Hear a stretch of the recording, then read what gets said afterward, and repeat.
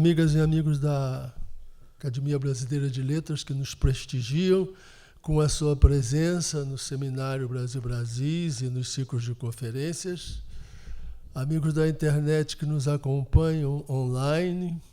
Estamos dando seguimento ao Seminário Brasil-Brasis e hoje teremos o convidado da coordenadora acadêmica Rosisca Darcy de Oliveira, Ronaldo Lemos, que nos vai dizer, em continuidade a uma discussão que se fez aqui, a democracia em tempos de internet. Ronaldo Lemos é advogado, especialista em tecnologia, mídia e propriedade intelectual, é professor da Universidade de Colômbia, é mestre em Direito pela Universidade de Harvard e doutor em Direito pela USP. Pesquisador do MIT, Media Laboratory, foi pesquisador... MIT? Desculpe. MIT. Foi pesquisador visitante nas universidades de Princeton e Oxford. Foi um dos criadores do Marco Civil da Internet. Foi apontado pelo Fórum Econômico Mundial como um dos jovens líderes globais. É membro do Conselho de Administração de várias organizações, como a Mozilla, criadora do navegador Firefox, Access Now e o Hospital Alemão Oswaldo Cruz. É coautor do estudo do Plano Nacional de Internet das Coisas, em parceria com McKinsey. Foi vice-presidente do Conselho de Comunicação Social do Congresso Nacional. Escreve semanalmente para a Folha de São Paulo. É fundador e diretor do Instituto de Tecnologia e Sociedade do Rio de Janeiro. Autor de vários livros, estudos e documentários publicados no Brasil e no exterior. Quero lembrar a todos que a estrutura do Seminário Brasil-Brasis constitui um espaço livre de reflexão. O convite é sempre feito por um acadêmico para um especialista que vem aqui discutir um tema também escolhido pelo acadêmico anfitrião, no caso, Rosisca Darcy de Oliveira. A estrutura fica bastante aberta e livre.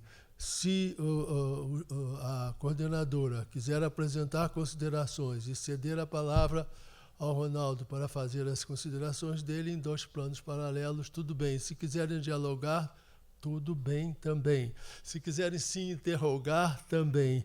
Lamentavelmente, nós não podemos estender o debate ao público, porque a experiência foi desastrosa das vezes em que isso foi tentado. Tivemos, pelo menos aqui, umas 5 ou 6 conferências paralelas, que complicou as coisas. Então, a academia abriu o espaço dessa ordem. Rosisca Darcy de Oliveira, que me pediu para dispensar de ler algum currículo. Então, eu me permito discordar dela, porque a Rosisca tem um belíssimo currículo. Ela é ocupante da cadeira número 10 da cadeira, e ela me disse, não, Domis, basta dizer que eu sou acadêmica, ocupante da cadeira número 10. Não é justo, não é justo. Porque a Rosisca é advogada, professora universitária, jornalista e escritora. Ela ocupa, como eu disse, a cadeira 10, carioca, né? Tem esse bom gosto. Nos anos 60, trabalhou como jornalista da revista Visão, da TV Globo e do Jornal do Brasil. Acusada de denunciar torturas contra presos políticos, foi obrigada em 1970 pela ditadura militar a se exilar na Suíça. É doutora em Educação pela Universidade de Genebra, onde lecionou até 1984, quando retornou ao Brasil. Participou ativamente do emergente Movimento Internacional das Mulheres. Presidiu a Coalizão de Mulheres Brasileiras para Rio 92, que organizou o evento Planeta Fêmea, no Fórum de ONGs da Conferência Mundial do Meio Ambiente do Rio de Janeiro. Em 1995, assumiu a presidência do Conselho Nacional de Direitos da Mulher e chefiou a delegação brasileira à Conferência da ONU sobre a Mulher em Beijing. Foi, por 7 anos, embaixadora na Comissão Interamericana de Mulheres da OEA. Membro do Conselho Assessor sobre Mulher e Desenvolvimento do BID, consultora da Unesco sobre o tema A Emergência do Feminino na Cultura, integrante do painel sobre Educação para o Desenvolvimento Sustentável da Unesco e do painel Mundial para a Democracia, presidido pelo secretário-geral da ONU, Boutros Ghali. Fundadora e diretora por 12 anos do Centro de Liderança da Mulher do Rio de Janeiro, projeto apoiado pelo Banco Interamericano do Desenvolvimento, vice-presidente de Cultura da Associação Comercial do Rio de Janeiro, presidiu o Conselho Empresarial de Educação dessa associação e é membro do Conselho Consultivo da Confederação Nacional do Comércio. É membro do Conselho Científico do Museu do Amanhã. Foi colunista do Estado de São Paulo e é colunista da página de opinião de O Globo. Professora durante 15 anos do doutorado em Letras da PUC-Rio, é membro do PEN Clube do Brasil. Recebeu, entre outras condecorações, a Medalha Rio Branco por serviços prestados à nação. Seus primeiros livros, como escritor e ensaísta, Le Féminin Ambigu et la Culture des Femmes, foram escritos em francês publicados na Europa. Elogio da Diferença foi publicado no Brasil e nos Estados Unidos sob o título In Praise of Difference, e Reengenharia do Tempo, livros que dão continuidade à sua obra sobre o feminino. Mas não para aí. A Dama e o Unicórnio, Outono de Ouro e Sangue, A Natureza do Escorpião, Chão de Terra, Baile de Máscaras e Pássaro Louco, exprimem sua vocação de cronista. Um fio condutor costura a sua obra de escritora, O Elogio da Liberdade. Com esse título, O Elogio da Liberdade, foi objeto este ano de um documentário longa-metragem que conta sua vida e sua obra. Vale a pena ver. Rosisca, desculpe. E vai ser passado aqui na próxima quarta-feira, não é isso? Quarta-feira às 3h30. Quarta-feira às 15h30, neste mesmo salão, neste mesmo teatro. 4 de setembro. 4 de setembro. Tá certo? Então estão todos convidados, né, para estar aqui e vocês vão gostar, eu tenho certeza, do belo exemplo que é a vida, esta parte da vida de Rosisca d'Arte de Oliveira, que eu tenho o gratíssimo prazer de passar a palavra pedindo desculpas por não ter obedecido ao comando que ela me deu como coordenadora. Obrigada, Domício. Boa tarde, senhoras e senhores e amigos da internet que nos seguem constantemente durante nossos seminários. Se vocês se entediaram com o meu currículo, a culpa é dele, porque eu pedi que não lesse. Não é? Bom, mas já que ele fez isso, vamos passar agora ao nosso tema. Esse tema que é um tema desafiante, que é a democracia em tempos de internet. 10 anos atrás, Barack Obama estava no primeiro ano do seu mandato. A construção da União Europeia ia de vento em popa. E Cuba era o único país não democrático das Américas. A expansão da internet apontava na direção de um mundo novo, cheio de esperanças em uma comunicação cada vez maior entre as pessoas e na democratização da informação. O déficit digital se reduzia numa velocidade espantosa. O acesso a todo o conhecimento humano e a comunicação de cada um com muitos eram realidades tangíveis. 10 anos depois, a democracia está em crise na Europa e nas Américas. A internet revela sua face oculta, uma terra de ninguém, um mundo sem ética, violento e, por tudo isso, propício a manipulações que decidem eleições e representam uma inédita ameaça à democracia. Ora, a crise da democracia veio antes da percepção de que há algo de podre no reino da internet. Os sinais de alerta precederam os eventos traumáticos. Aumento do abstencionismo e do voto branco e nulo nas eleições, rejeição crescente dos políticos e dos partidos, mas também do poder público em geral, incapaz de proteger a nação dos efeitos nefastos da globalização, imigração descontrolada, terrorismo, incapacidade de regular os desvarios do sistema financeiro, estagnação econômica e destruição de empregos.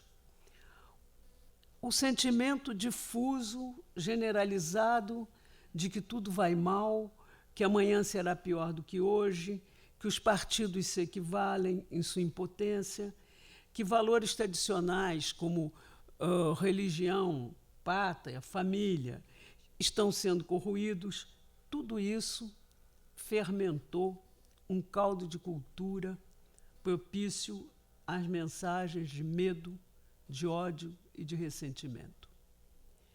O hiato entre as aspirações das pessoas e a capacidade das instituições de responderem a essas aspirações abriu espaço para uma onda regressiva que está ameaçando direitos duramente conquistados.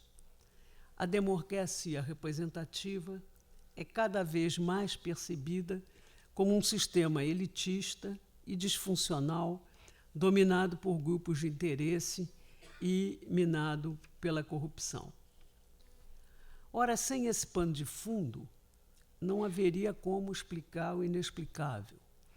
A captura por Trump do Partido Republicano e sua eleição à presidência dos Estados Unidos, o voto pela saída do Reino Unido da União Europeia, as vitórias da extrema-direita na Itália, Hungria, Polônia e Brasil. A exasperação frente ao aumento da corrupção e da violência, do desemprego e da desigualdade, se soma o sentimento de orfandade pela perda de referências culturais e comportamentais. O avanço civilizatório inerente à conquista de direitos das mulheres, de direitos dos gays, mobiliza, evidentemente, os que lutaram por essa liberdade, mas também suscitam reações, por vezes virulentas, por parte daqueles que se sentem ameaçados pela erosão de valores considerados imutáveis. Parte da sociedade avança rumo ao futuro, enquanto a outra anseia uma impossível volta a um passado idealizado. O presidente de Portugal, Marcelo Rebelo de Sousa, no seminário de um think tank internacional, do qual eu participo em Lisboa, intitulado Crise e Reinvenção da Democracia, observou que o populismo aparece e ganha força porque em política não há vazio. O colapso das instituições políticas tradicionais criou o vazio. Ao que Alain Touraine acrescentou, o vazio é a ausência de um pensamento social e político que faça sentido. Não sabemos mais o que queremos como transformação do mundo. Há que dar um sentido à nova sociedade, reinventar a democracia.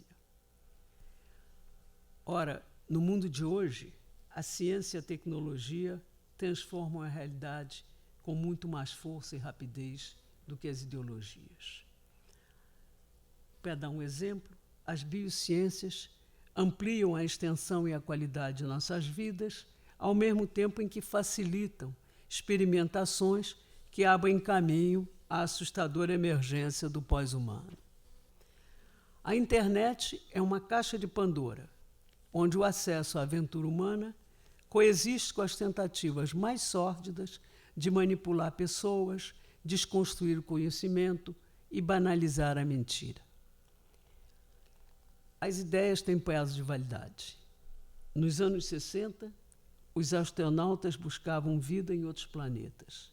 Meio século depois, é aqui mesmo que se descobre um outro tipo de vida, a incorpórea população que habita o ciberespaço, uma população a que todos os jovens pertencem e mais a ela do que a qualquer outra. No tempo de uma geração, a tecnologia produziu uma mutação cultural. A vida virtual teceu com a vida real um tecido original que envolve nossa relação à informação e aos outros. O mundo virtual tornou-se parte da vida real e já não é possível separá-los ou estabelecer entre eles uma hierarquia. A vida de cada um gira cada vez mais em torno de duas pequenas telas, o computador e o celular. pela força da revolução tecnológica, informação e comunicação são hoje a base da ação humana. A sociedade em rede é a estrutura social do nosso tempo. O mundo virtual existe em tempo real. O que é esse estranho mundo? O ciberespaço. O que pode emergir como ética desse espaço em que o encontro e o diálogo têm características que não são as da vida real. As relações virtuais se criam ao acaso dos encontros na rede e se desfazem ao sabor de um clique, quando alguém é literalmente deletado. A não implicação é a marca dessas relações em que o outro não existe como pessoa, mas como prolongamento efêmero e errático do desejo de alguém. A existência do outro é descartável. A população do ciberespaço, como eu disse, é incorpórea. Ela pode ser ou não ser. Cada um pode ser muitos. Pode ser quantas vidas adote. Pode ser alguém que não se é. Como se dá o encontro desses seres incorpóreos que não têm espessura nem necessariamente uma vida real? Como podem eles construir uma ética que é a base de toda a convivência civilizada? Hans Jonas colocava o fundamento da ética no outro por quem sou responsável. Jürgen Habermas o coloca no diálogo, na necessidade de escuta, na legitimidade das posições contrárias. No mundo virtual, quem é o outro? Quem é o outro com quem nos relacionamos sem que tenhamos por ele responsabilidade? Ou ele responsabilidade por quem é ou diz ser? A ética definida como um diálogo que leva em conta o outro dentro das balizas de um tempo e de um espaço inexiste como princípio no ciberespaço. Nas palavras do filósofo Michel Serres, recentemente falecido, a internet é um espaço sem espessura e um tempo sem espera. No mundo virtual, o interlocutor pode estar em um não lugar. As dimensões do tempo e do espaço, com as quais se trabalha na construção da ideia mesmo de real, essas ideias estão postas em questão. Essa incorpórea população tem uma identidade improvável, uma identidade lábil, cambiante, pode ser uma como pode ser outra. Vem à tona um mundo fictício que concorre com a vida real. Quando a ficção deixa de ser ficção, estamos diante de uma mudança de era. Passamos a fronteira de um mundo desconhecido, volátil e surpreendente. Essa população, que se delicia no anonimato, se quer também inimputável, sem lei, sem superego, sem tabu. A crescente e feroz agressividade nas redes sociais, facilitada pelo anonimato das múltiplas identidades, mostra como elas são contaminadas pela radicalização política, ao mesmo tempo em que alimentam essa radicalização. A comunicação anônima incita a violência e dispensa a ética. A verdade não é o fato, é o que serve para destruir o adversário. Como é da natureza da internet ser um potente amplificador, a violência que caiu na rede fez-se epidêmica. O ódio, o medo, são as mais sombrias emoções humanas. Quando alimentadas pela mentira, essas paixões passam a ditar opiniões e comportamentos. E é então que a democracia se torna vulnerável. A radicalização é um vírus perigoso, o ódio é contagioso, se propaga e se retroalimenta. Em uma sociedade dividida, uns e outros só tomam como verdade o que confirma sua certeza e desqualificam como mentira tudo que pode vir a questioná-la. Diante dessa situação de fato, uma pergunta se impõe: de onde vem e até onde irá a agressividade selvagem e anônima, e por que anônima impune, que campeia nas redes sociais? Quando surgiram, as redes sociais foram louvadas como territórios liberados. Antes, receptores passivos de informações, agora cada um podia se comunicar com muitos, multiplicavam-se as plataformas de discussão e acesso a notícias. Essa visão idílica das redes teve vida curta. Big Data entrou no vocabulário econômico e político. Mark Zuckerberg, inventor do Facebook, tinha o melhor produto do mundo a oferecer: informações que desenham o perfil mais íntimo de cada um de nós, sob medida, para induzir a compra de um livro numa livraria virtual ou um voto para a presidência da República. O próximo passo foi a utilização subreptícia de bots and trolls, robôs e agentes provocadores não humanos que, disfarçados de cidadãos de carne e osso, simulam conversas, semeiam a mentira e a discórdia, instaurando um clima de guerra. O sinal vermelho, sob a gravidade dessa deriva, se acendeu com a denúncia de múltiplos casos de distribuição intencional de informações falsas, diluindo as fronteiras entre a verdade e a mentira. Estudo sobre mídias sociais e riscos para a democracia, patrocinado por Pierre Omidyar, fundador do eBay, revelou que grandes redes como Facebook, Twitter e YouTube, de modo consciente ou não, serviram aos propósitos de candidatos interessados em difundir a intolerância e incitar a violência.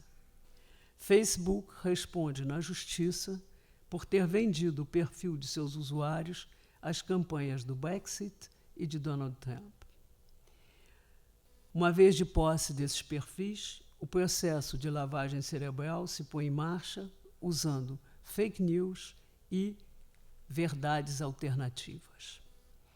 Essas manipulações criminosas são urdidas num submundo obscuro e opaco, mas o seu impacto devastador se dá no mundo real.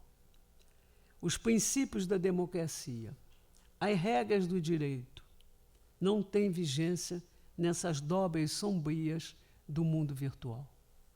Essa deriva viola a integridade do processo eleitoral e representa uma ameaça à democracia. Quantas terão passado despercebidas? Quantas mais virão? O primeiro momento do enfrentamento de um problema é reconhecê-lo como tal. A busca de mecanismos que assegurem a lisura das campanhas eleitorais se dará no fio da navalha entre a defesa da informação responsável e a sombra ameaçadora da censura. Da União Europeia vem um princípio norteador. Citação: notícia falsa é ruim, mas um Ministério da Verdade é pior. Fecha aspas. Tem razão, penso eu. Uma única fonte de verdade será sempre uma grande mentira. Não se protege nem se fortalece a democracia, destruindo seus fundamentos. A manipulação das redes sociais foi decisiva para a disseminação do ódio e do medo, indispensáveis à polarização da sociedade e ao triunfo da onda regressiva. O que conta para o líder autoritário é a relação direta, sem mediações, do líder com a massa. Trump, por exemplo, fala o tempo todo. Sua presença constante na mídia e nas redes monopoliza a discussão em torno de sua pessoa, o que diz e a quem ataca. Suas palavras, no entanto, não são ditas a esmo. Agressões, deboches e insultos têm um alvo certeiro: iluminar sua ribalta, pautar o debate, propagar mentiras, semear confusão. Todos seus imitadores seguem a mesma receita: desconstruir a verdade e desmoralizar, se possível, destruir as instituições que vertebram a sociedade: parlamento, judiciário, mídia, universidade, instituições científicas e culturais. Não por acaso, pós-verdade foi a palavra do ano de 2016, segundo a Universidade de Oxford. Para o líder autoritário, os inimigos mais perigosos são sempre os fatos e os números que teimam em falar por si. Daí o ataque sistemático aos centros de excelência, tão nocivos ao projeto autoritário quanto à criação espontânea dos artistas. A verdade esmaece sem o oxigênio da liberdade de expressão e do debate público. A mentira, outrora panágio dos regimes totalitários, que reescreviam a história, apagavam fotos, invade por um caminho surpreendente o espaço das democracias, corroendo seus fundamentos. O que está sendo e o que pode vir a ser a democracia em tempos de internet? Essa é a pergunta-chave que nos interroga. No ciberespaço, a ética é um projeto sem futuro ou o ciberespaço é um futuro sem projeto?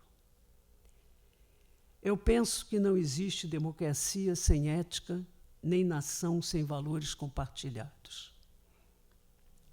Uma nação não é um aglomerado de pessoas, nem uma sociedade, um rebanho conduzido por um chefe.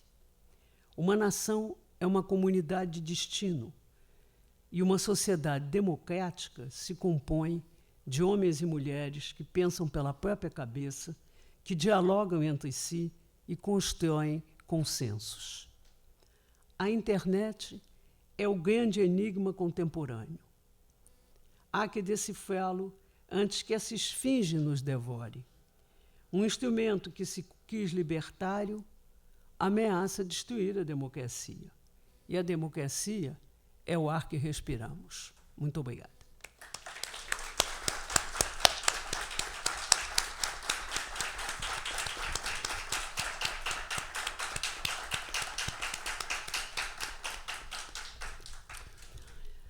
E eu agora vou pedir ao Ronaldo para responder essa pergunta. Era isso que eu ia te dizer. Depois desse diagnóstico, denúncia, rigoroso, preciso, oportuno, eu reitero a pergunta da Rosisca.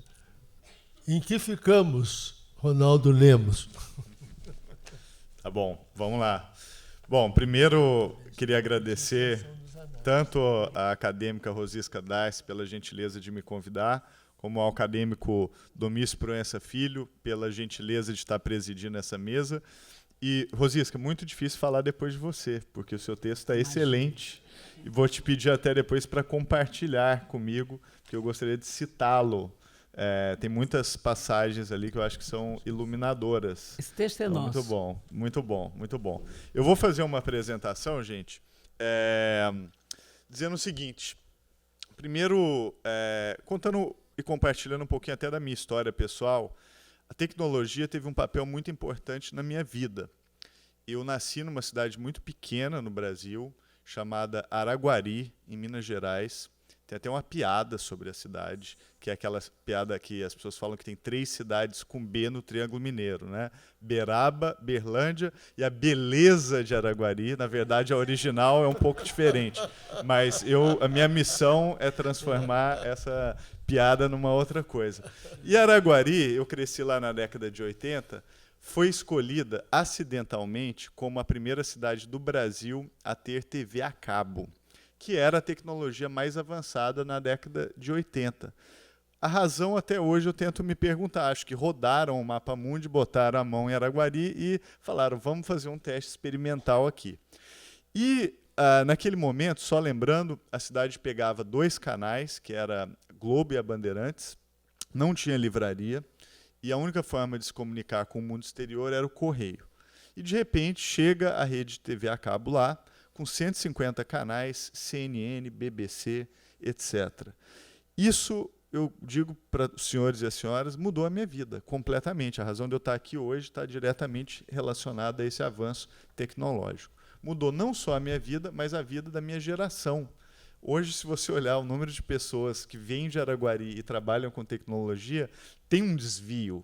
Tem o Manuel Lemos, que é meu primo, que é dono de um fundo de investimento de risco em tecnologia. Tem o Gustavo Caetano, que é criador de uma empresa chamada Sambatec, foi chamado pela revista Exame de o Mark Zuckerberg brasileiro, ou seja, lá em Araguari, quando ele vai, tem banda de música quando ele visita. E tem a Giovanna Nader, que é hoje também muito conhecida nas redes, tem um programa na televisão e assim por diante. Então, por que uma cidade de 80 mil habitantes acabou produzindo, e eu poderia citar ainda mais 15, 20 pessoas, essa quantidade de gente que trabalha com tecnologia? E a razão é exatamente essa. Tecnologia, em princípio, era uma força muito poderosa, muito capaz de transformar vidas, de mudar os destinos. Eu acho que é isso que a gente precisa lutar a partir de hoje. Feita essa breve introdução, eu queria fazer uma apresentação aqui para tentar responder um pouquinho a pergunta da Rosisca. E para isso, eu acho que a gente precisa ter primeiro uma visão. A gente está falando de democracia e tecnologia, então deixa eu contextualizar um pouco tecnologia na minha visão e os desafios que ela traz. Esse que está aqui na tela é o presidente da primeira empresa de tecnologia do mundo, que foi a Western Union, uma empresa de telégrafo no século XIX, e o nome dele é William Norton. Quando ele viu o surgimento do telefone, que era a nova tecnologia da época, ele ficou muito cético. E ele falou uma frase que ficou famosa. Ele falou o seguinte: esse tal de telefone é um brinquedo que tem muitos defeitos para que possa ser considerado um meio sério de comunicação. Ou seja, ele estava defendendo o telégrafo e o telefone chegou e, obviamente, tomou todo o espaço do telégrafo e, na visão dele, aquilo nunca iria acontecer. Esse tipo de erro é comum. Por exemplo, esse outro... Opa, estou achando que não está funcionando aqui. Deixa eu só ver. Está vendo? A tecnologia deixa, às vezes, a gente na mão. Realmente, acho que... tecnologia. Acho que a gente teve algum probleminha técnico aqui. Deixa eu tentar entender o que houve. Infelizmente, minha apresentação não está se movendo. O que será que aconteceu? Vamos ver. Pronto. Resolvido. Esse outro diretor de empresa, que está aqui na tela, vocês estão vendo a foto dele, é o Ken Olsen. E ele foi presidente de uma empresa que fabricava grandes computadores, né, mainframes, aqueles computadores que ocupavam a sala inteira na década de 70. Quando ele viu o surgimento do computador pessoal, né, esse computador que a gente usa em casa, ele falou o seguinte: não existe qualquer razão para que uma pessoa tenha um computador na sua casa. Ora, hoje não só nós temos computador em casa, como tem no bolso, e algumas pessoas têm mais de um computador, na verdade. Então ele estava completamente errado. Outra coisa curiosa aconteceu quando esse outro presidente de empresa, o Steve Ballmer, que foi presidente da Microsoft, viu a chegada do iPhone. E quando ele viu a chegada do iPhone, ele falou o seguinte: não existe nenhuma chance de que o iPhone se torne um sucesso de mercado. E ainda enfatizou, nenhuma chance. Só por curiosidade aqui, quem usa iPhone aqui nessa sala, assim, só para eu ter uma noção de quantas pessoas? Olha só, estava errado mesmo, olha só, até o nosso colega que chegou agora também é usuário do iPhone. Então ele estava completamente equivocado com relação à tecnologia. E aí, nós podemos nos perguntar o seguinte: mas por que erraram, né? Será que foi ignorância? Por que fizeram um diagnóstico tão equivocado? E a razão não é nada disso. A razão, gente, é que quando a gente fala de tecnologia, a gente está falando de um fenômeno complexo. E mesmo as pessoas mais bem informadas, que eram casos desses que eu acabei de citar, são capazes de fazer previsões completamente erradas, porque a gente trata, quando a gente fala de tecnologia, de assimetria mesmo. Tem gente que está enxergando uma coisa, tem gente que está enxergando outra, e é muito difícil fazer previsões. Só para vocês terem uma ideia, mais ou menos 6 anos atrás, ninguém usava o WhatsApp, certo? Quem usa o WhatsApp aqui hoje? Só por curiosidade. Olha só. E o WhatsApp, ele mudou completamente as nossas vidas, né? Mudou a forma como a gente se comunica, dividiu famílias, tem pai que não fala com o filho, tio que não fala com a sobrinha. Então, assim, toda vez que surge uma tecnologia nova, aquela tecnologia muda a sociedade, né? Muda a forma como a gente se relaciona. E olha que a gente está falando de WhatsApp hoje, daqui a pouco a gente vai estar usando coisas como o WeChat, que é uma tecnologia que está cada vez mais chegando, ou aplicativos como o TikTok, que estão começando agora também a decolar aqui no Brasil. E, obviamente, quando esses aplicativos novos chegam, tudo muda. O ecossistema de mídia muda, as relações entre as pessoas mudam e a gente vai vivendo numa perpétua mudança. Então, é difícil mesmo. Tecnologia gera incerteza e gera muita dificuldade de se prever e tomar decisões. Isso me leva ao primeiro ponto que eu gostaria de compartilhar com vocês, que é o seguinte: se a gente vive nessa incerteza, que tal a gente fazer um mapa de onde viemos e para onde vamos com relação à tecnologia? Vamos tentar fazer uma pequena genealogia de como é que chegamos aqui e vamos tentar olhar um pouquinho o que vem pela frente. Então é um cenário de longo prazo. Quando a internet surgiu, ela surgiu como uma rede de computadores. A ideia era conectar um computador ao outro, sem nem mesmo saber para que estava se fazendo aquilo. Essa é a origem da internet na década de 60. Quando a gente chegou na década de 90 e anos 2000, essa rede de computadores se converteu em uma rede de pessoas. A gente começou a conectar não só computadores, mas a conectar uma pessoa a outra. E toda vez que a gente conecta pessoas, aquilo gera um valor extraordinário. Então não é por acaso que as empresas mais valiosas do mundo hoje são empresas que conectam pessoas. E esse é o estado da rede em que a gente está nesse momento. O que vem pela frente? Vem, por exemplo, a chamada internet das coisas. Se antes a gente conectava computador e agora pessoas, agora a gente está começando a conectar objetos à rede. Você vai me perguntar, mas Ronaldo, quais objetos? E eu vou te dizer, todos os objetos. Qualquer objeto que existe tende a se conectar à internet. Então vocês podem falar, mas, por exemplo, uma cadeira aqui nessa sala vai conectar à internet? E eu vou te dizer, sim. Imagine só se você coloca um sensor nessa cadeira. De cara, ela vai ser capaz de contar quantas pessoas se sentaram nela ao longo do dia. Se você colocar um sensor de peso, então, como cada um tem um registro de peso e um registro de movimento, a cadeira vai saber, inclusive, quem se sentou nela naquele dia. Então, você vai ter cadeira capaz de fazer chamada na escola automaticamente. Então, todos os objetos, sejam eles pequenos ou grandes, de veículos de transporte público a canetas, vão ter a tendência de se conectar à rede. E eu acho que isso é um momento que a gente está vivendo. Cada um desses objetos vão coletar dados e, obviamente, isso vai ter um impacto no mundo em que a gente vive. E a outra tendência que eu gostaria de falar com vocês é o que eu chamo de internet dos serviços, que é a chegada da inteligência artificial, que vai cada vez mais trabalhar para a gente e vai nos fazer trabalhar para ela, obviamente, e vai também mudar a forma como a gente realiza serviço. Vou dar um exemplo rápido. Isso aqui é um vídeo de quando o Google demonstrou a chegada de um robô que fala, né, como a gente, é um robô, é um software, né, não é um robô físico, e ele é capaz de fazer ligações, por exemplo, para restaurantes ou para o cabeleireiro, para marcar um horário em nosso nome. E ele fala como a gente, ele fala como uma pessoa normal. Ele liga no restaurante e fala, oi, eu queria marcar uma mesa hoje à noite em nome do Ronaldo. E a pessoa do outro lado responde, pois não, quantas pessoas? 4 pessoas. E o robô é tão sofisticado que eles colocaram até uns barulhos do tipo para dar ainda mais humanidade. E um dos desafios desse robô é que ele é tão perfeito que você tem uma decisão ética de informar a outra pessoa que está do outro lado se ela está falando com o robô ou não. Então tem uma dúvida hoje se ele deve ligar para os outros e falar, oi, aqui é o robô? Tudo bem? Entendeu? Fala como um humano, mas avisa que é um robô. Então esse é o momento que a gente está hoje. A divisão entre humano e software vai ficar cada vez mais tênue e a gente daqui a pouco vai estar batendo papo com um robô e às vezes sem saber que está conversando com um robô do outro lado. E isso é mais um item na nossa complexidade tecnológica.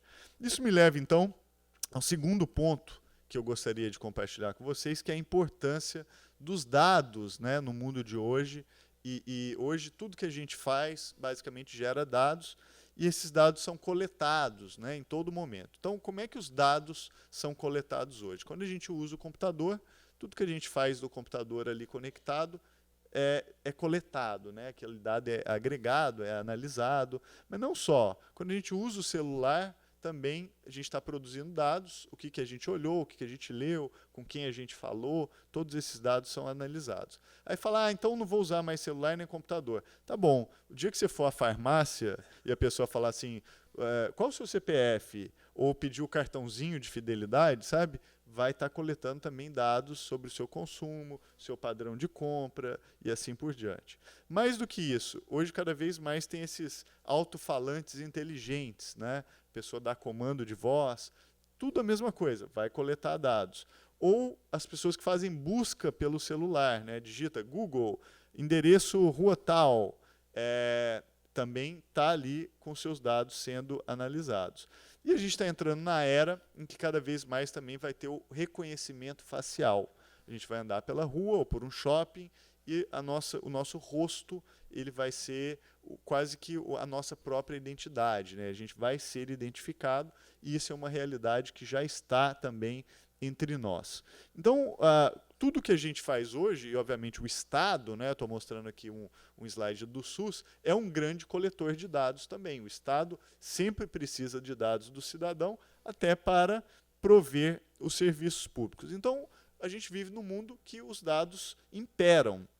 E aí eu mostro até algumas coisas exóticas. Por exemplo, isso aqui é uma lixeira conectada à internet. E toda vez que a lixeira fica cheia, ela manda uma mensagem para o dono dizendo, estou cheia. Né? Qual é a utilidade disso? Não tenho a menor ideia, mas é algo que existe. E é uma coisa também, por exemplo, esse aqui é o garfo conectado à internet. Toda vez que você leva o garfo à boca, ele conta, fui à sua boca 1 vez, 2 vezes, 3 vezes. Para que serve isso? Também não tenho a menor ideia. Ou a garrafa térmica conectada à internet, que manda mensagem para o usuário falando, olha, o café está frio, né? E você recebe lá uma mensagem sobre isso. Ou o meu favorito, que é a escova de cabelo conectada à internet. Toda vez que você passa a escova na cabeça, ela conta também, 1 vez, 2 vezes e assim por diante. Também não tenho a menor ideia para que serve, mas esses objetos existem. E tem até, por exemplo, carro que vem com bafômetro, né? Ele não liga a não ser que você sopre no bafômetro, ele não dá a partida. Gente, em breve virá o banheiro que não abre a porta se você não tiver lavado as mãos e assim por diante. Então a gente está entrando numa sociedade em que, eu gosto de dizer, é a era dos dados, né? Tudo é dado, tudo é metrificado. Isso, obviamente, tem um impacto, porque os dados somos nós. Os dados são o nosso avatar no mundo virtual. É a partir dos nossos dados que se tomam decisões sobre a gente, é a partir dos nossos dados que muitas coisas são decididas sobre a nossa vida. Então, muita gente até gosta de dizer que os dados são o novo petróleo, né? Essa frase ficou famosa, porque o dado gera dinheiro, o dado ele pode ser minerado, ele pode gerar benefício econômico.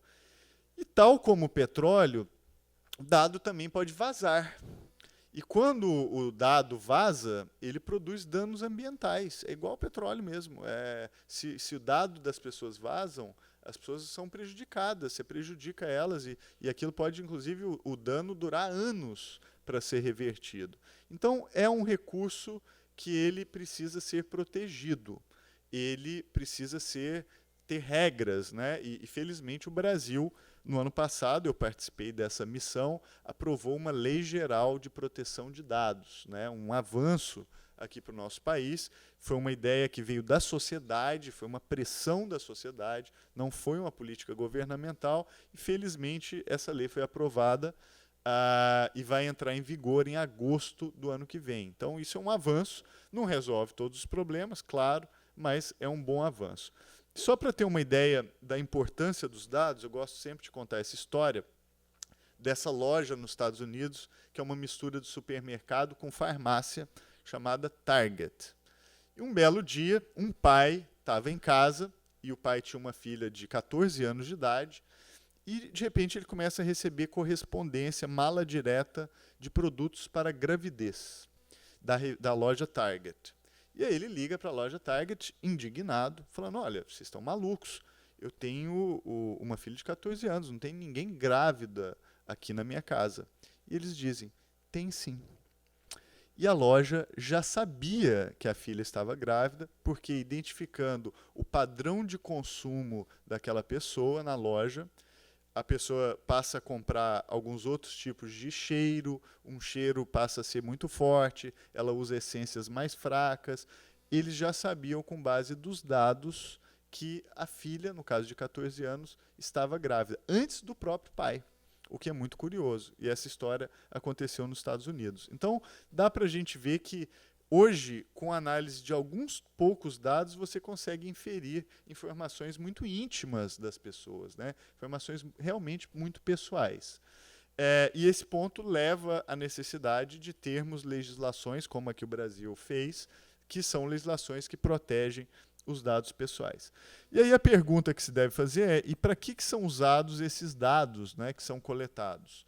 Hoje, eles são essencialmente combustível, né, para algoritmos, que são fórmulas matemáticas que tomam decisão sobre as pessoas, e para alimentar também ferramentas de inteligência artificial. E aí tem para todos os gostos, né? Então, por exemplo, hoje, usando dados, você já tem robôs que passam a escolher currículos em seleções de emprego. Então, a pessoa é selecionada por um robô. Ou um robô que faz em segundos o que um advogado demorava 360 mil horas para fazer, o que me leva a ficar bastante preocupado, porque eu sou advogado. Outras coisas, como inteligência artificial, manda soltar e prender, que é um uso que está acontecendo cada vez mais nos Estados Unidos, em que decisões sobre liberdade condicional ou não são tomadas automaticamente. E aqui no Brasil, até de forma muito positiva, o Supremo Tribunal Federal está cada vez mais usando inteligência artificial para ajudar o juiz a tomar a melhor decisão possível. Então, isso está chegando nas nossas vidas, né? É algo que não é ficção científica, é algo que já está presente entre nós. E aí, com relação a isso, eu gostaria de entrar já no ponto da relação entre Estado e tecnologia. E eu gostaria de falar sobre isso, primeiro, sobre um desafio que, ao meu ver, se coloca para qualquer governo no mundo de hoje. E a questão que eu acho que é importante é o seguinte. Hoje, ou o governo assume que a tecnologia é uma ferramenta importante e se transforma numa plataforma tecnológica também, ou cada vez mais governos de todo o mundo vão ficar impotentes diante da tecnologia. Então, o governo que não usa tecnologia se torna cada vez mais um governo obsoleto. Até eu gosto sempre de citar que a origem da palavra cibernética vem do grego kibernetike, que significa exatamente governar. Então, tecnologia é uma forma de governança. E se o governo não usa a tecnologia, ele perde a capacidade de governar. Então, eu venho trabalhando pessoalmente cada vez mais nessa ideia de GovTech, né, de você usar tecnologia para o governo. E, na minha visão, há dois caminhos para o governo assimilar tecnologia. O primeiro é o caminho fácil e o segundo é o caminho difícil. Vamos começar pelo caminho fácil. A forma mais fácil hoje de se utilizar tecnologia é muito bem descrita nesse livro dessa professora da Universidade de Harvard, chamada Susan Crawford, essa que está aqui na tela. E ela escreveu um livro muito bom chamado A Cidade Responsiva. E nesse livro ela descreve como governos podem usar tecnologia de um jeito fácil para melhorar os serviços públicos. E a visão dela é que governo hoje equivale a dados. Se você não usar dados para prover melhores serviços públicos, você naturalmente vai ficar obsoleto. E ela dá alguns exemplos que eu acho que são muito práticos de como é que isso pode acontecer. Então, por exemplo, o caso da cidade de Washington, nos Estados Unidos, que criou um site, que é esse que está aqui na tela, no qual os cidadãos, todas as vezes que usam um serviço público, podem dar uma nota àquele serviço público. Foi no hospital público? Foi bem atendido ou não? E você recebe uma mensagem no celular e você diz se está sendo bem atendido em todo e qualquer serviço público que você utilizar. É como se os serviços públicos virassem uma espécie de Uber, né? Onde também, quando você usa, você dá uma nota. E aí, o que eles fazem? Eles agregam esses serviços num quadro, né? Numa espécie de um boletim, que é publicado toda semana. E aí você vai ver que tem muita gente com nota boa, muito departamento com nota boa, mas você tem também departamentos com nota ruim, como esse caso aqui, ganhou uma nota amarela e não verde. E esse é o departamento de saúde da cidade de Washington. Então, se eu sou um administrador público, isso aqui é muito valioso, gente. Eu vou lá e vou ver o que está acontecendo no departamento de saúde, porque em todos os outros departamentos as pessoas estão satisfeitas. Se esse aqui elas não estão, qual é o problema? Essa ferramenta, ela é de baixíssimo custo, poderia ser implementada, inclusive, no Brasil, rapidamente, e, se fosse implementada, daria uma ferramenta poderosa para ver os gestores públicos analisarem o que está dando certo ou não. Outro exemplo que a Susan dá no livro dela é o caso da cidade de Chicago, que está criando cada vez mais mapas com monitoramento que usa dados em tempo real. Então, a cidade de Chicago hoje monitora, por exemplo, homicídios em tempo real. Você olha, por exemplo, que os homicídios em Chicago estão concentrados em algumas vizinhanças. Se eu sou administrador público, é para lá que eu mando a polícia ou para lá que eu faço políticas sociais de prevenção de homicídios. Mas você monitora não só isso, mas monitora também questões de saúde pública, por exemplo, diabetes. Como dá para ver aqui nesse mapa, diabetes é muito mais democrático que homicídios, né? Se espalha de forma muito mais ampla pela cidade. E aí eu posso tomar decisões sobre onde eu mando insulina, onde eu faço campanha para redução do consumo de refrigerantes e assim por diante. Ou monitorar buraco nas ruas, que também estão lá muito democráticos, né? Espalhados por toda a cidade. Até Chicago tem buraco na rua em toda parte. Ou até coisas curiosas, como, por exemplo, monitorar mordida de rato. Então, se alguém aqui tiver a oportunidade de visitar a cidade de Chicago, eu recomendo não ir aqui nessa vizinhança, porque essa vizinhança tem muita mordida de rato. Então, coisas que você monitora usando a tecnologia e que facilitam a vida do gestor público. Hoje, essa tecnologia é tão precisa que a cidade de Boston começou a monitorar o florescer das cerejeiras da cidade para incentivar o turismo. Você consegue olhar no mapa, em tempo real, onde é que as cerejeiras estão florescendo naquele dia. Imaginem só se a gente tivesse um aplicativo no Brasil para monitorar o florescer dos nossos ipês, né, ou outras árvores parecidas. Então, até isso é possível fazer hoje utilizando dados. Isso é o que eu chamo do uso fácil da tecnologia, muito acessível, que a gente já poderia estar usando no Brasil, mas muitas vezes não está. Agora, o uso que eu chamo de uso difícil, que é o que realmente é capaz de transformar o governo em uma plataforma tecnológica, esse é o que eu acho que a gente deveria perseguir desde já. E aí eu queria dar alguns casos que eu acho que são interessantes. Hoje no Brasil, para a gente ter uma ideia, leva em média 79 dias para abrir uma empresa. Se a gente for na Argentina, no Chile, no Uruguai, a gente abre uma empresa em um dia, de graça e pela internet. Então, por exemplo, isso aqui é o site do sítio chamado Tu Empresa en un Dia, do Chile, onde você pode abrir a sua empresa, como diz o próprio nome do site, em um dia. Ou no Uruguai, você tem esse portal chamado Empresa en el Dia, que exatamente faz a mesma coisa. Você pode abrir empresa no mesmo dia, também no Uruguai. Por que lá é assim e por que no Brasil leva 79 dias por causa da burocracia? Porque houve um planejamento. Isso aqui é o planejamento de governo digital do Uruguai, que começou em 2007 e, obviamente, estão colhendo os frutos desse planejamento agora. Agora, os casos que mais me impressionam mesmo é o caso da Estônia. A Estônia, inclusive isso aqui é a bandeira da Estônia, para quem não conhece, era um país muito pobre em 1987, onde a renda per capita era de $2.000, e hoje a renda é de $18.000. Então eles tiveram um salto, um país que se enriqueceu muito rápido. E a Estônia é o maior exemplo no mundo hoje de um governo 100% digital. Eles têm orgulho de terem criado uma identidade digital única, onde o cidadão pode acessar os serviços governamentais a partir do seu computador, sem ter a necessidade de ir até o poder público. Então, tudo que você precisa fazer na Estônia hoje não precisa nem de papel e nem de presença física.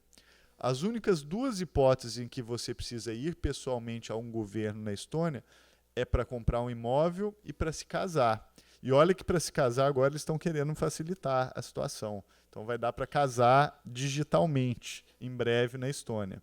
Todas as outras situações você consegue fazer digitalmente. E a outra coisa que fizeram foi unificar todos os serviços públicos em um único portal.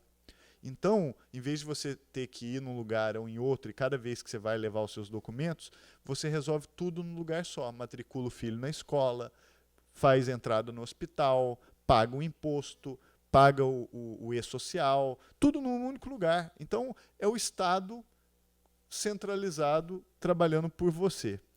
Então, essa ideia de unificar os serviços públicos e criar uma identidade digital única deu tão certo que eles começaram a exportar esse serviço. Esse aqui é o cartãozinho de cidadão digital da Estônia. E virou tão eficiente que hoje eles permitem que qualquer pessoa no mundo inteiro possa aplicar para ter uma identidade digital da Estônia. A gente pode morar aqui no Rio de Janeiro, mas virar cidadão digital da Estônia. Sabe quem pediu um cartão desse? Adivinha? Isso aqui é uma foto minha no dia que eu fui buscar o meu cartão de cidadão digital da Estônia. O que eu posso fazer com esse cartão? Eu moro no Rio. Ele não é um visto de entrada, mas eu posso, com esse cartão aqui no Rio, tirar passaporte na Estônia, se eu virar cidadão, abrir empresa na Estônia, pagar contas da Estônia, assinar a previdência da Estônia, tudo sem morar lá. Então, é o primeiro caso do mundo de governo como serviço, uma espécie de governo de exportação. Eles foram tão eficientes que eles estão exportando o próprio governo. Tanto que a população da Estônia hoje é de 1,3 milhão de habitantes e eles esperam ter, até 2025, 10 milhões de residentes digitais. Isso traz emprego, traz imposto, a pessoa vai abrir empresa lá e assim por diante. Então, é um outro modelo de se pensar governo. E, obviamente, muitos dos senhores e das senhoras vão virar para mim e falar, mas, Ronaldo, a Estônia tem 1,3 milhão de habitantes. Um bairro aqui do Rio de Janeiro, Copacabana, talvez, tenha metade da população da Estônia. Então, será que isso aqui vale para o Brasil? E aí eu vou te dizer o seguinte, tá, então, se a Estônia não te convenceu, que tal a gente olhar, então, o caso da Índia, que tem 1,1 bilhão de habitantes. Bandeira da Índia. E a Índia fez exatamente a mesma coisa que a Estônia. Criou uma identidade digital que não precisa de papel, não precisa de presença física e faz exatamente a mesma coisa que a Estônia faz. O nome da identidade digital indiana se chama Aadhaar, que em hindu significa fundação. E, gente, conseguiram cadastrar, dessa forma que eu estou mostrando aqui na tela, 1,1 bilhão de cidadãos e cidadãs em 4 anos. E isso, obviamente, mudou o país. O país hoje tem 1,19 bilhão de pessoas cadastradas, facilitou as políticas sociais, facilitou os serviços públicos e, obviamente, eliminou boa parte da burocracia. Todas as vezes que eu vejo isso, a pergunta que eu sempre me faço é: se um país como a Índia, que enfrenta graus de pobreza muito mais profundos do que o Brasil, é um país que tem hoje 400 milhões de pessoas abaixo da linha da pobreza, conseguiu fazer algo assim, por que nós também não poderíamos? E esse ponto eu acho que é muito importante, porque ele trata exatamente do cerne do que é um governo legítimo. Um governo legítimo é um governo capaz de prover serviços públicos de qualidade. Muita gente vai falar, mas e esses dados? Será que o governo não pode usar isso contra o cidadão? E o que eu vou dizer é o seguinte, da forma como foi implementado na Estônia e na Índia, é o contrário.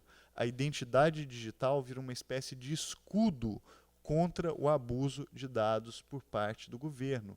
Porque os dados passam a ser armazenados, em vez de ser num servidor do governo, passam a ser armazenados do lado do cidadão. O cidadão tem o acesso e o controle dos seus dados e vai autorizar o governo a usar tão somente aqueles dados que ele gostaria que autorize. Então, é o contrário. São formas que usam criptografia e defendem o cidadão contra o abuso com relação a dados. Então, esse ponto é muito importante. Para encerrar, eu gostaria de falar sobre os desafios que a democracia vai enfrentar daqui para frente. Acho que a Rosisca descreveu muito bem o paradoxo hoje de democracia e tecnologia. E o que eu quero dizer para os senhores hoje é que a gente está num momento em que a própria ideia de realidade está sob ataque. Por causa da sofisticação das ferramentas tecnológicas de hoje, a gente consegue forjar realidades. Aquela ideia de uma realidade compartilhada entre nós, ela é cada vez mais fugidia. A gente está num momento hoje em que a realidade pode ser sintetizada. E isso não é um caso de ficção científica, mas é um caso que já está acontecendo nas vidas cotidianas de todos nós. E muita gente até acho que nem percebeu. Vou dar alguns exemplos. Esse aqui é um aplicativo chamado Facetune, que é um dos aplicativos mais baixados hoje no Brasil. O que ele faz? Ele permite que a pessoa que posta fotos na internet possa dar uma melhoradinha nas suas fotos usando inteligência artificial. Vou dar alguns exemplos. Por exemplo, um belo dia você acorda e acordou ali com uma quantidade de espinhas, ali, alguns problemas de pele. Mas eu gostaria de postar uma foto mesmo assim. Em vez de usar maquiagem, eu uso o aplicativo e ele faz uma espécie de uma maquiagem digital projetando uma imagem da pessoa muito mais elogiosa do que é a própria realidade. Tem outros casos, por exemplo, essa garota também utiliza lá o aplicativo e posta uma imagem muito mais, vamos dizer assim, perfeita do que é a realidade. Ou a pessoa que não está muito satisfeita com os quilinhos a mais, né, usa lá o aplicativo, dá uma afinada na cintura e posta ali na internet para dar uma melhorada, né?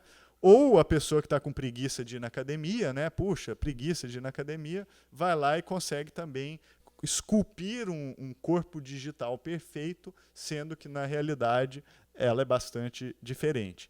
Ou até, como os senhores podem ter visto, um aplicativo que envelhece a pessoa, né? E que é ao mesmo tempo fascinante e assustador, né? Dá para reconhecer esse que está na tela, né? Provavelmente serei eu daqui a algum tempo. Então, esse é um aplicativo que usa inteligência artificial e dados para fazer esse tipo de operação. Então, ele é capaz de sintetizar a realidade. E a síntese da realidade está chegando num momento em que, além das fake news, nós teremos esse fenômeno que já existe, chamado de deepfakes, que é a possibilidade de forjar imagens, conteúdos, vídeos e voz de uma forma perfeita e que não existe na realidade. Vou dar um exemplo. Isso aqui é o rosto daquela atriz que faz aqueles filmes Star Wars, né? Uma atriz americana chamada Daisy Ridley. E o rosto dela foi inserido usando inteligência artificial num filme pornográfico, que é esse que está aqui, e que esse é o único trecho que eu posso mostrar para os senhores, porque o que acontece logo depois eu não poderia mostrar aqui nessa sala. Mas, para todos os efeitos, mostra a perfeição e a realidade absoluta. Essa atriz nunca esteve nessa cena, nunca fez essa cena, mas o rosto dela foi digitalmente inserido para que ela estivesse ali naquele lugar, naquela cena. Então, ela nunca fez um filme pornográfico, mas na internet há filmes pornográficos que são perfeitos com o rosto dela. Há até projetos curiosos. Por exemplo, esse projeto que tenta usar a inteligência artificial para transformar o rosto de todos os atores de todos os filmes jamais realizados no rosto do ator Nicolas Cage. Então, por exemplo, isso aqui é o filme Super-Homem, onde a namorada do Super-Homem, Lois Lane, pode ser visualizada aqui com o rosto do Nicolas Cage. E no YouTube hoje é um projeto contínuo, né? Muita gente trabalhando nele. Há um objetivo de fazer com que todas as crianças, homens, mulheres, que jamais estiveram no filme, todos tenham o rosto do ator Nicolas Cage. É algo que é possível fazer com a tecnologia de hoje. Ou ainda, sintetizar, e aí eu acho que é o problema e a questão que preocupa do ponto de vista de democracia, palavras, vídeos e discursos de personalidades famosas que são indistinguíveis da realidade. Você consegue fazer hoje o Trump, ou o Obama, ou o Macron, ou o presidente Bolsonaro, ou o presidente Rodrigo Maia, falarem o que você quiser e aparecerem num vídeo falando o que você quiser, e é indistinguível da realidade. Isso causa problemas, porque uma comunicação como essa, às vezes, pode levar a linchamentos, a protestos. Antes das pessoas descobrirem que aquilo era falso, o dano pode já ter sido causado. E isso a gente vai vivenciar, inclusive, eu acredito, com alguma frequência, no próximo ciclo eleitoral. Isso já está entre nós. Para vocês terem uma ideia do poder dessa tecnologia, eu queria até fazer aqui um quiz, né? um enquete. Eu vou mostrar 4 rostos aqui na tela e vamos numerá-los da seguinte forma. Número 1, número 2, número 3, número 4. Eu vou perguntar para os senhores qual é o rosto falso. Então vamos ver a opinião do nosso auditório. Quem acha que o rosto número 1 é falso? Levanta a mão. Ninguém. Temos 2 pessoas. Quem acha que o rosto número 2 é falso, é sintetizado por inteligência artificial? Temos já um pouco mais de pessoas. Quem acha que o número 3 é falso e foi sintetizado por inteligência artificial?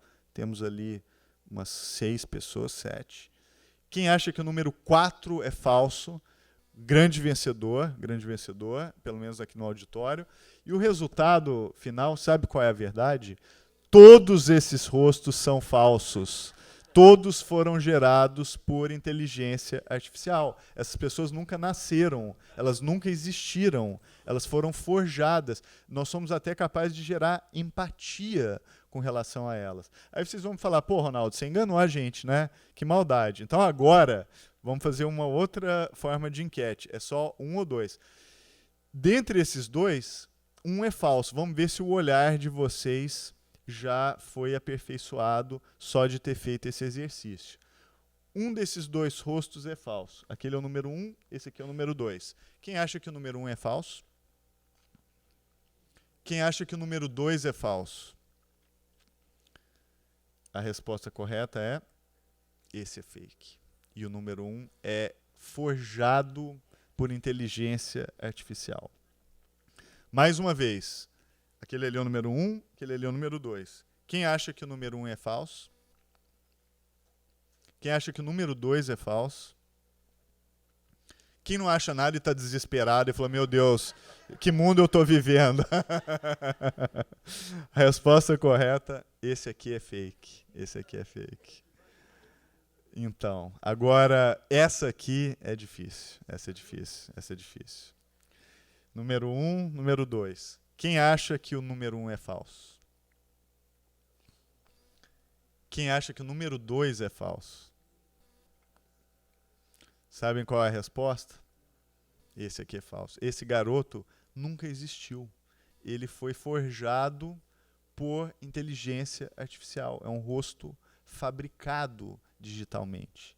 Então a gente está num momento, gente, que a gente está num momento em que a realidade está sendo fabricada digitalmente. A nossa defesa, Rosisca, não é uma defesa apenas da democracia.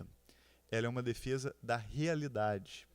E eu vejo isso até como uma nova forma de conservadorismo. Eu sou conservador nessa questão. Eu acho que nós temos que proteger a realidade. Porque a proteção da realidade, ela implica a proteção também da democracia, das instituições, de um referencial comum que vai nos permitir dialogar um com os outros. Porque se a gente não tem uma realidade compartilhada, como é que o diálogo é possível? E com isso, eu encerro a minha apresentação. Muito obrigado, gente. Muito obrigado. Beleza, aprendi muito. Belíssimo. Você quer comentar? Bom, eu vou fazer um comentário muito rápido, porque nós já estamos muito além do nosso tempo. Queria agradecer ao Ronaldo por ter aumentado a minha angústia. Nossa angústia. Porque ele, de fato, trouxe a substância que prova essa conclusão dele, quer dizer, até que ponto hoje o que está em questão, ele disse, é a realidade, né? Eu diria toda a relação entre verdade e mentira, que é uma coisa, inclusive, moral e ética muito grave, né? Extremamente grave. Então, acho que, quando eu digo ele piorou a minha angústia, é verdade, porque a coisa já está indo muito mais longe do que eu poderia imaginar. E, ao que tudo indica, isso só tende a se agravar. Tanto acho que o nosso seminário tem todo sentido. A nossa discussão, tomar pé desse problema, e como eu disse há pouco, e eu estou muito convencida disso, um problema só encontra solução quando é chamado de problema. Então, nós temos aí um grave problema, que é o que é hoje a realidade, o que é hoje a verdade com a internet, com a democracia em tempos de internet. Essa é a grande questão com a qual nós estamos confrontados e que ele provou, né, aqui, que a minha intuição era verdadeira. Muito obrigada, Ronaldo. Obrigado. E obrigado. vamos esperar. Bem, também impactado pelas revelações do Ronaldo, eu tinha duas perguntas que casam os dois aqui, que não precisa responder, não, que eu lanço, porque eu sei que é difícil responder. Diante da formulação que você fez aí do governo pautado nos dados, eu pergunto, e o risco da manipulação dos dados? Primeira pergunta. Segunda pergunta, e quando o governo considerar que os dados não são verdadeiros e houver uma disputa para saber que dados são verdadeiros? Como resolver isso? Bastante oportuna essa colocação, a gente está sabendo. Quer dizer, então fica difícil, né? Então, eu aprendi há algum tempo, 2 minutos só, que todo conhecimento é uma interpretação. Se eu olho para uma pessoa, eu posso dizer, por exemplo, que o meu querido amigo Miguel é um homem, pelos caracteres sexuais secundários, pela figura dele e tal, por tudo que eu conheço dele, Miguel é um homem. Tá? Mas eu posso dizer que o Miguel é um conjunto harmonioso de glicídios, protídeos e lipídios. Depende do meu enfoque, né? Posso dizer que você é um ser, a imagem e semelhança de Deus, se eu for religioso. E, com o que você disse aqui, tudo isso tem um fator de observação pelos meus sentidos. Os meus sentidos dizem isso e o conhecimento que eu tenho da realidade diz isso. O conhecimento é uma interpretação, o conhecimento é relativo. Essa relativização, me parece que, com os avanços da tecnologia, acaba de se tornar hiperlativa, nem superlativa, porque já não tem mais o elemento de realidade, você tem um algoritmo, você tem um dado, você tem um espaço, um ciberespaço, como lembrou a Rosisca. Mas eu vou parar por aqui para convidar a todos para o próximo seminário, no dia 24, Seminário Brasil-Brasis, 24 de setembro, às 17h30, quando Ana Maria Machado traz como convidados Renê Silva e Júlio Ludemir, para tratar aqui da ação cultural emergente nas comunidades. Já não teremos tanta sofisticação, nem tanto exercício mental para acompanhar o raciocínio do Ronaldo. Também convido na quinta-feira, dia 29, para, ainda sob a coordenação de Rosisca, o ciclo que discutirá o futuro será pior do que o passado? Pergunta que Rubem Recupero vai responder aqui orientado pelo caminho traçado pela Rosisca. O ciclo, todos sabem, é o que falta ao Brasil, e o ciclo tem a coordenação geral de Ana Maria Machado. E no dia 4 de setembro, reitero o convite, não percam, Elogio da Liberdade, e agradeço a todos a presença, aos internautas que nos acompanharam até agora, e uma boa noite para todos. Está encerrado o seminário. Obrigado. Beleza, maravilha.